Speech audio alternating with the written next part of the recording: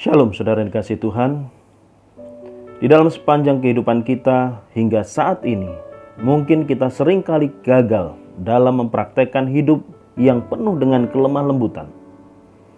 Justru mungkin pula dalam hidup ini kita seringkali mempraktekkan hidup dengan pikiran, perkataan, dan tindakan yang penuh dengan kekerasan, baik kepada diri sendiri maupun kepada sesama. Perlu kita ketahui saudara yang dikasihi Tuhan, bahwa selama pelayanannya di muka bumi ini, Tuhan Yesus berhasil memberi contoh kehidupan yang penuh dengan kelemah lembutan dan kerendahan hati untuk ditiru oleh murid-muridnya. Oleh sebab itu, mari kita bersama-sama memahami tentang kelemah lembutan yang Tuhan Yesus ajarkan. Matius 11 ayat yang ke-29 berkata, "Belajarlah kepadaku, karena aku lemah lembut dan rendah hati, dan jiwamu akan mendapat ketenangan." Dalam teks bahasa Yunani, kata lemah lembut memakai kata praus, dan kata rendah hati memakai kata tapeinos. Jadi, kata hati di sini mengartikan bahwa hatilah yang menaungi sikap lemah lembut dan sikap rendah hati. Dari penjelasan tersebut, ayat ini hendak memberikan pemahaman bahwa semua berasal dari hati. Hati yang lemah lembut tentu saja akan terlihat dari perbuatan kita. Tetapi kita tidak boleh melupakan bahwa kelemah lembutan terutama adalah masalah hati yang bersumber dari diri kita.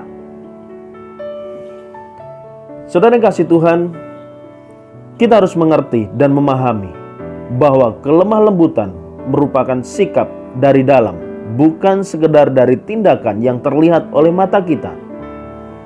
Misalnya kita melihat si A tidak pernah marah, maka kita menyimpulkan bahwa si A memiliki kelemah lembutan.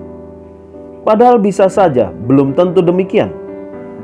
Karena orang yang tidak menunjukkan kemarahannya juga belum tentu lemah lembut. Jika ternyata di dalam hatinya ia memberontak dan mengumpat, berarti sikap tidak pernah marahnya adalah topeng semata. Pada akhirnya hati kita yang terdalamlah yang benar-benar menentukan bagaimana kita sesungguhnya. Tuhan dan kita sendirilah yang paling tahu apa yang menjadi isi hati kita yang sebenarnya. Saudara kasih Tuhan, orang yang lemah lembut bukan berarti menunjukkan kita ini lemah dan tidak bisa marah. Justru di dalam kelemah lembutanlah tetap ada otoritas, kekuatan, ketegasan, dan penguasaan diri yang kuat. Orang yang lemah lembut adalah orang yang kuat dan berakar di dalam kebenaran Tuhan.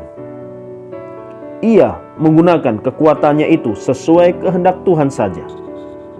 Pertanyaannya sekarang, sudahkah kita melakukannya? Atau sudahkah kita memiliki hati yang lemah lembut atau memiliki hati yang keras?